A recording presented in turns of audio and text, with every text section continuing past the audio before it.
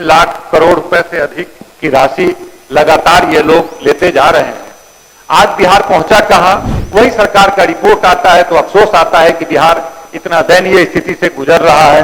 हम यह देखते हैं कि सबसे ज्यादा बेरोजगारी पूरे देश में कहां है, तब हम देखते हैं कि सबसे अंतिम पायदान पे बिहार का नाम आता है।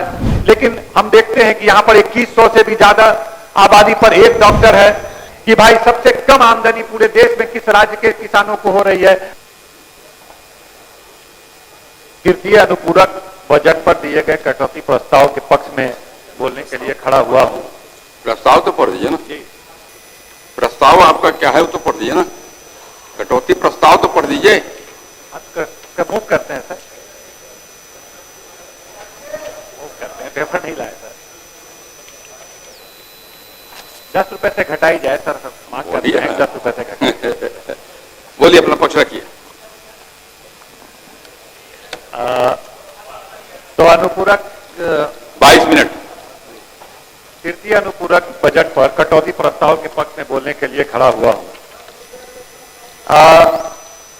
अध्यक्ष महोदय, और पिछले 3-4 दिनों पहले बजट भी आया सरकार का, वार्षिक बजट, उसको भी अध्ययन करने का हम लोगों को मौका मिला। तमाम पक्ष विपक्ष के लोगों ने उस पर भी अपना वक्तव्य दिया। आज अनुपूरक बजट आया है, फिर से पैसे की मांग की जा रही है और लगातार लंबे समय से हम तमाम लोग सदन में हैं और सरकार अपनी योजनाएं बना बनाकर सदन से बड़ी बड़ी राशि की डिमांड करती है। इस बार भी 3,17,000 करोड़ रुपए का बजट फिर इस बार मांगा गया है और हम लोग हर साल सदन पास करती है, लेकिन इतने पैसे 3 लाख करोड़ रुपए से अधिक की राशि लगातार ये लोग लेते जा रहे हैं।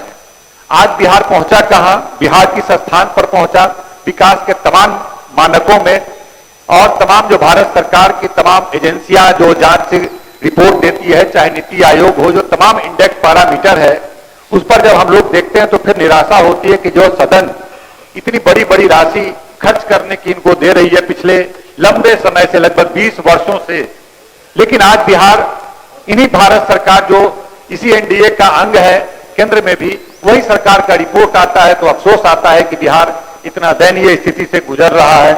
हम लोग देखते हैं कि देश का सबसे पिछड़ा राज्य की चर्चा होती है तो हम देखते हैं कि उसमें सबसे अंतिम पायदान पे आता है कि भारत सरकार का रिपोर्ट है कि देश का सबसे पिछड़ा राज्य बिहार आज भी है, जबकि डबल इंजन की सरकार है।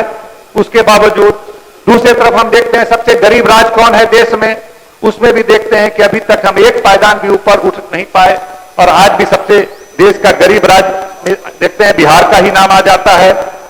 शिक्षा के क्षेत्र में जब हम देखते हैं कि सबसे ज्यादा शिक्षा कहां है, उसमें भी देखते हैं कि सबसे अंतिम पायदान पे फिसड्डी हमको शिक्षा पे बिहार ही नजर आता है। भारत सरकार की रिपोर्टों में बहुत निराशा, बहुत अफसोस आता है। हम यह देखते हैं कि सबसे ज्यादा बेरोजगारी पूरे देश में कहां है, तब हम देखते हैं कि सबसे अंतिम पायदान पे बिहार का नाम आता है और सबसे ज्यादा बेरोजगारी हमको बिहार में नजर आता है। सबसे ज्यादा पलायन हम देखते हैं कि पूरे देश में कहां बेरोजगारी के कारण पलायन लोग करते हैं, तब हमको नजर आता है सबसे अंतिम पायदान पे बिहार नजर आता है। तो ऐसी दुखद परिस्थिति में हम लोग को लगता है कि आखिर क्या योजनाएं सरकार बनाकर काम कर रही है, क्या जो इनकी योजना है, जो दृष्टि है, जो विजन है, क्या वह सही दिशा में काम नहीं कर रहा है, जिसके कारण बिहार किसी भी मानक में ऊपर नहीं आ पा रहा है। विभाग वाइज भी हम देखते हैं, स्वास्थ्य विभाग की भी हालत देखते हैं तो स्वास्थ्य विभाग की हालत भी ऐसी है कि सदन में बैठे कोई भी व्यक्ति, चाहे मंत्री परिषद के सदस्य हो या विधानसभा के सदस्य हो, अगर किसी भी परिवार में कोई भी भगवान न करे कोई बीमारी परेशानी आती है तो सरकारी अस्पताल, चाहे कितना भी बड़ा अस्पताल जिसका नाम हो, उसमें आप ले जाना जल्दी उचित नहीं समझते हैं, आप किसी निजी संस्थान में ले जाते हैं। यहां तक कि मुख्यमंत्री जी को भी आंख की छोटी सी समस्या पैदा होती है तो विदेश नहीं दूसरे प्रदेश में जाकर के इलाज का हम लोगों ने देखा तो बड़ा अफसोस आता है कि भाई ऐसी व्यवस्था क्यों बनी हुई है। और 1000 डॉक्टर पर आबादी पर एक डॉक्टर का मानक कहता है, जो हेल्थ का जो मानक है अंतर्राष्ट्रीय स्तर पर, लेकिन हम देखते हैं कि यहां पर 2100 से भी ज्यादा आबादी पर एक डॉक्टर है। बिहार में लगभग 1,35,000 डॉक्टरों की आवश्यकता है। हम देखते हैं कि बिहार में मात्र 58,000 डॉक्टर है। तो इससे भी हेल्थ सेक्टर से लेकर तमाम किसी भी सेक्टर में चले जाइए, कृषि विभाग हम लोग देखते हैं, कृषि विभाग की स्थिति कि भाई सबसे कम आमदनी पूरे देश में किस राज्य के किसानों को हो रही है। हम हरियाणा का देखते हैं, वहां पंजाब का देखते हैं 31,000 से ज्यादा लोग प्रति माह कमाते हैं किसान। हरियाणा में देखते हैं तो 25,000 से ज्यादा लोग कमाते हैं। कई राज्यों को देखते हैं जो 25,000, 28,000, 30,000 कमाते हैं। जब बिहार का किसानों की हालत देखते हैं तो देखते हैं केवल भारत सरकार का रिपोर्ट सब है, हम इतना नहीं पढ़ रहे हैं। भारत सरकार का रिपोर्ट बताता है कि यहाँ पर 9,000 के आसपास किसानों की प्रति माह आमदनी है। ऐसी दयनीय स्थिति से गुजरना पड़ रहा है। तो आखिर क्या सरकार की नीति, क्या विजन, क्या दृष्टिकोण है? यह कहते हैं कृषि के क्षेत्र में काम कर रहे हैं, स्वास्थ्य के क्षेत्र में काम कर रहे हैं, हम विभिन्न क्षेत्रों में काम कर रहे हैं। उसी तरह हम लेबर डिपार्टमेंट भारत सरकार का रिपोर्ट का अगर अध्ययन करें तो वह रिपोर्ट बताता है कि बिहार से कम 3 करोड़ 2 करोड़ 90 लाख, अभी जो उसके मंत्री हैं उन्होंने लोकसभा में अपने प्रश्न के जवाब में दिया कि 2 करोड़ 90 लाख लोग दूसरे राज्य में पलायन किए हुए हैं बिहार से। ये 3 करोड़, एक राज्य से 3 करोड़ लोग पलायन करना एक गंभीर चिंता का विषय है। और उसमें से भी यह भी रिपोर्ट दिया गया कि उसमें से 3 करोड़ में से 90% वैसे लोग हैं जो 10,000 से कम आमदनी उनकी है, और वो ऐसी स्थिति, दयनीय स्थिति लोगों की है। और हम यह देखते हैं कि भाई जो रिपोर्ट अभी एक भारत सरकार का आया, पनोरमा ग्रुप, जो सोचता है वो करता है, आपके अपने सपनों का आशियाना।